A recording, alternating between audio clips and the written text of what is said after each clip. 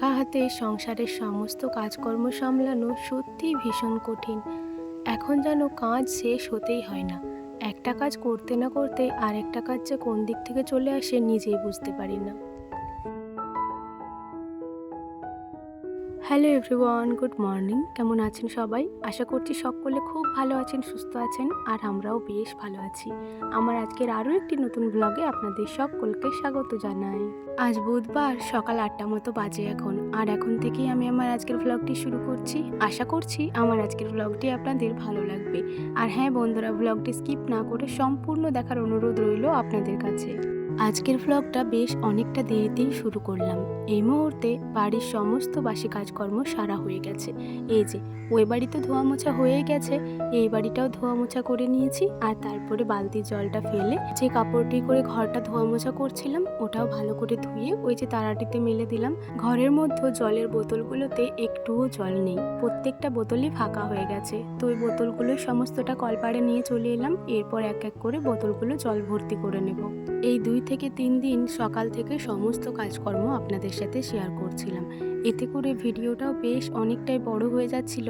আর সত্যি বলতে এত সব কাজকর্ম এডিট করতেও আমার প্রচণ্ড পরিমাণে খাটনি হয়ে যাচ্ছিল। সে কারণেই আজকে সকালের কোনো কাজকর্ম আপনাদের সাথে শেয়ার করতে পারলাম না।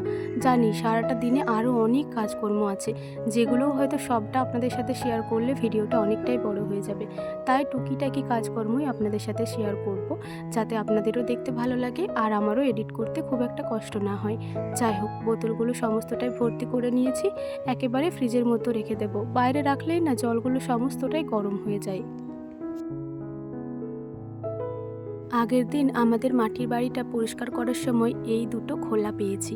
এই খোলা দুটি আমিও বেশ কয়েকদিন ধরে খুঁজছিলাম, ওই যে গাছ লাগানোর জন্য। আর কয়েকটা ফেব্রিক এনেছি জানেন, আমাদের বাড়ি থেকে, বর্জরার বাড়ি থেকে।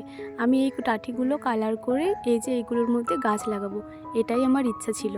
ঘরটা ঝাড়ার সময় তাকের ওপরে এই দুটো মাটির টাঠি দেখে আমি ভারী খুশি হয়েছিলাম। দেখার সাথে সাথেই এই ঘরেতে নিয়ে চলে এসেছি। এগুলি ভালো করে ধুয়ে রেখেছিলাম একটা দিন মতো। আজকে ভাবলাম এগুলোর উপরে একটু কালারটা করা যাক। এখনও পর্যন্ত অনেকটাই সময় আছে, খুব একটা দেরি হয়নি সকালের কাজকর্মগুলো আজকে সারতে। সেজন্যই ভাবলাম এই টুকিটাকি কাজগুলো না হয় এখনই করা যাক। আর আমার হাজব্যান্ডও একটু বাইরের দিক করে গেছে, খাওয়ার ঝামেলাটাও নেই। এখনও অনেক দেরি, বললাম তো, রান্না করারও খুব একটা তাড়া নেই। সেজন্যই আর কি ভাবলাম ততক্ষণ না হয় এটা কালার করে দিই, কারণ এই ওপরের কালারটা তো শুকাতে অনেকক্ষণ সময় লাগবে। এটা কালারটা করে দিয়েই চলে যাব। আর এটা তো সেরকম ডিজাইন করতে হবে না, নিচেতে বেশ কালারটা ভাবছি এই লাল কালারটা দেবো। আর লালের উপরে সাদা একটু ডিজাইন করে দিলে বেশ ভালো ফুটবে। এই যে কি সুন্দর লাগছে দেখুন। চলুন এটাও ভালো করে কালার করে দিই, তারপরে এগুলো শুকাতে দেব।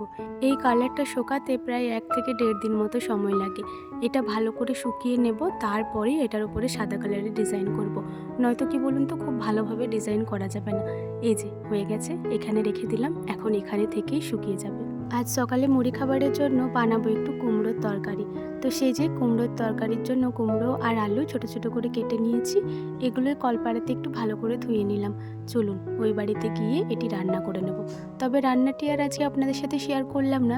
এই কুমড়োর তরকারির রেসিপিটা আমি বহুবার শেয়ার করেছি, তাই আর শেয়ার করতেও ইচ্ছা গেল না। এই মুহূর্তে আমাদের সকলের খাওয়া দাওয়া হয়ে গেছে। খাওয়া দাওয়ার পরে বাসনপত্র নিয়ে কলপাড়ে চলে এসেছি। আর এই ভিডিওটি আমার হাজব্যান্ড আমাকে শ্যুট করে দিয়েছেন। আপনাদেরকে কয়েকদিন আগেই জানিয়েছিলাম আমাদের বাড়ির উঠানেই একপাশে এই যে ঝিঙে চারা, লাউ চারা বোনা হয়েছে। তো এখানেই না দুটো বেশ বড় বড় ঝিঙে ধরেছে, সেগুলোই আজকে তুলব। প্রথমে এদিক হয়েই যাবো ভেবেছিলাম, তারপর মা বললো এদিক হয়ে যেতে হবে না, ওই দিকের রাস্তাটা হয়ে যাও। তো এই যে দেখুন, এদিক হয়েই আবার দুজন মিলে এলাম। তো এখানে দেখছি বেশ বড় বড় দুটো ঝিঙে ধরেছে। আমাকে যখনই বলেছিল, আমি বলেছিলাম কেউ কিন্তু ওই ঝিঙে দুটো তুলবে না, আমি ওই দুটো ঝিঙে তুলবো। তো সে করেই এই যে দেখুন এখন তুলে নিয়েছি।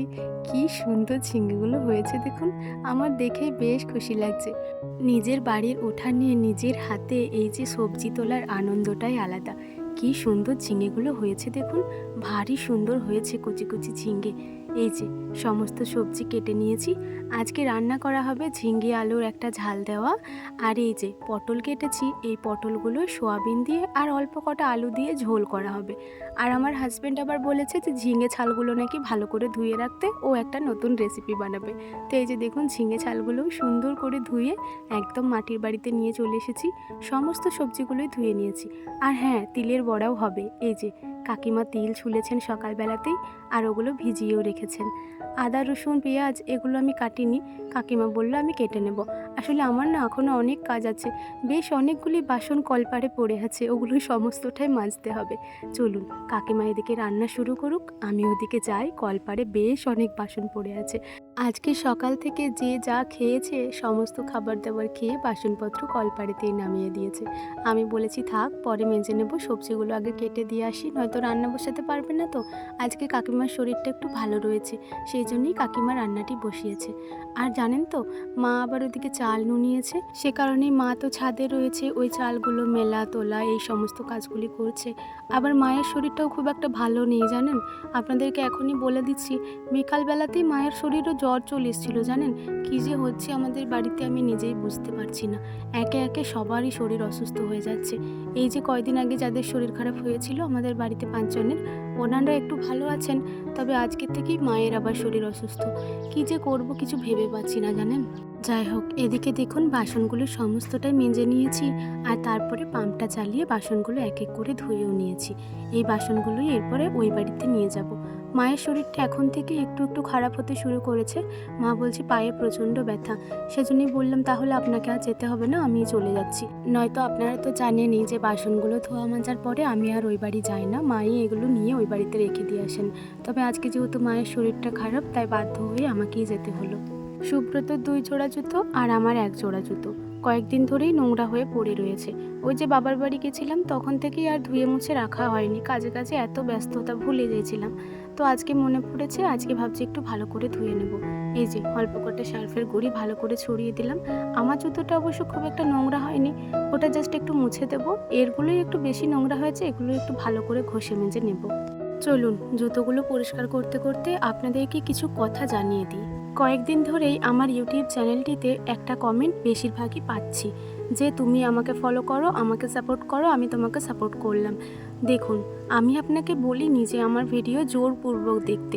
আপনার যদি ভালো লাগে তাহলেই দেখুন, নয়তো বা দেখার কোনো প্রয়োজন নেই। কিন্তু আপনারা যেটা করছেন এটা একদমই ঠিক নয়। আপনাদের ভিডিও যদি আমার ভালো না লাগে তাহলে আমি কিভাবে দেখব? হ্যাঁ, অবশ্যই আপনারা এটা বলতে পারেন যে তুমি আমার চ্যানেলটি একবার ঘুরে এসো, আমিও ভিডিও করি। অবশ্যই আমি সেই সব চ্যানেলগুলিতে ঘুরে আসি, কিন্তু তা বলে এটা নয় যে আপনি আমাকে সাবস্ক্রাইব করেছেন বলে আমিও আপনাকে সাবস্ক্রাইব করব। আপনার ভিডিও আমার ভালো লাগলেই আমি আপনাকে সাবস্ক্রাইব করব, সেক্ষেত্রে বলার কোনো প্রয়োজন হবে না। তো প্লিজ আপনারা এইসব কমেন্ট করবেন না।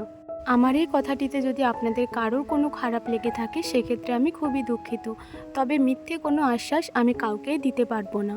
যাই হোক, এদিকে দেখুন জুতোগুলো পরিষ্কার করে রোদেও দিয়ে দিয়েছি, আর তারপরে স্নান করা হয়ে গেছে। স্নানের সময় যে কটা জামা কাপড় কাচা ধোয়া করেছিলাম ওগুলোও মেলে দিলাম। এখনো পর্যন্ত আমি যে রেগুলার জবটা করি ওটা এখনো করা হয়নি, আর ঠাকুরকে ধূপটাও দেখানো হয়নি। তো এই যে একটা ধূপ চালিয়ে নিচ্ছি, এই যে সারা বাড়িতে একটু ঘুরিয়ে নেব। আর জানেন তো বন্ধুরা, আজকে না গাছে একটাও ফুল পাইনি, তো সে কারণে এই জায়গাটা ফাঁকায় রাখতে হলো। এই যে ধূপটাই দেখিয়ে নিচ্ছি সারা বাড়িতে, তারপরে তুলসী মঞ্চে জল দিয়ে ওখানে জপ টপ সমস্তটাই সেরে ফেলবো। ওই বাড়িতে ঠাকুরের কাজকর্ম সেরে এই বাড়িতে এলাম, এসে দেখছি আমার হাজব্যান্ড ওই যে একটা নতুন রেসিপি বানাবো বলেছিল ওইটা বানাতে লেগেছে। এমন ভাব বানাচ্ছে যেন হাঁড়ি কড়াই আজকে সব ভেঙে ফেলবে। যাই হোক, পুরো রেসিপিটা তো আর আপনাদের সাথে শেয়ার করতে পারলাম না, কারণ ততক্ষণ কেউ শুরু করে দিয়েছিল। তবে এটার মধ্যে বাদাম ভাজা ছিল, আর ওই ঝিঙে ছালগুলো ভেজেছিল, আর রসুন দিয়েছিল কয়েকটা, আর কয়েক কুচি আদা কুচি দিয়েছিল। ওগুলো সমস্তটাই একটু ভালো করে ভেজেছিল, অবশ্যই লঙ্কাও দিয়েছিল আর লবণ দিয়েছিল। তো এগুলোই সমস্তটা এখন মিক্সিতে ভালো করে পেস্ট করে নিচ্ছে। যেহেতু এটা শুকনো শুকনো আছে, তাই একবারেতে কিছুতেই পেস্ট হবে না। এই যে দেখুন, একবারে কিছুতেই পেস্ট হবে না, এটা বেশ অনেকবার ধরেই পেস্ট করতে হবে, প্রায় 6 থেকে 7 বার মতো পেস্ট করতে হবে। আর প্রত্যেকবার একটু ভালো করে উপরে উপরে নিতে হবে। এই দেখুন কেমন ভাব করছে, এরকম ভাব করলে কিন্তু হবে না। আমি আবার পরে ক্যামেরা বন্ধ করে ভালোভাবে উপরে নিয়েছিলাম, তো সেইভাবে উপরে নিতে হবে। তারপরে দেখুন এরকম একটা পেস্ট হয়ে যাবে। এটা একটা নুন ঝাল খুব সুন্দর একটা পেস্ট। আর খেতেও অসম্ভব ভালো লাগে কিন্তু। আমি তো এই যে এখনই খেয়ে নিয়েছিলাম বেশ অনেকটাই, আর প্রচণ্ড ঝাল জানেন, জ্বরের মুখে কিন্তু এটা বেশ ভালো লাগবে। আমাদের বাড়িতে তো বেশ অনেকগুলোই রুগী হয়ে গেছে, সেজন্যই এটা বানানো হয়েছে মূলত। এই যে দুপুরে রান্নাবান্নাও কমপ্লিট, সবাই মিলে এখন খাবার দাবার খেতে বসে পড়েছি।